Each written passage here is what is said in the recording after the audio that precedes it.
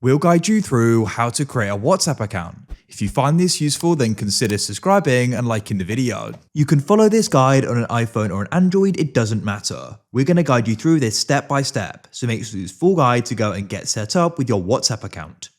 So first of all, you need to go and get the WhatsApp app from the App Store on an iPhone or the Play Store on an Android. Then what you can do is go and open it up. WhatsApp is a great way of messaging and communicating. I really like it because it goes and uses the internet, meaning you can go and message people in different countries without any extra cost. So first of all, we can go and get started with this. It says, welcome to WhatsApp. Make sure you read the privacy policy and the terms of service. And then what we can do is press agree and continue.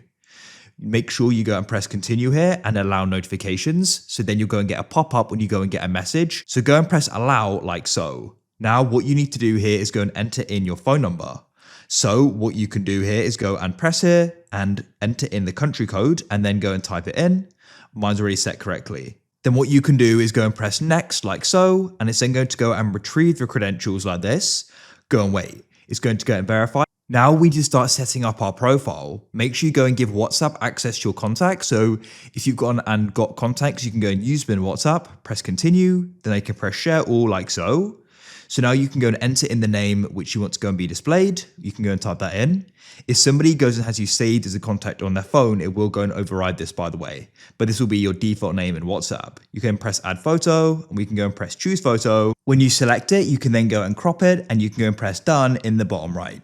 I'll just go and allow full access to my photo library.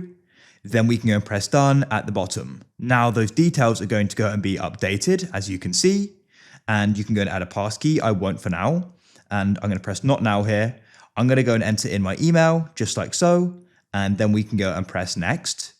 It will then go and send a code to that email. So check your inbox and we can go and grab it.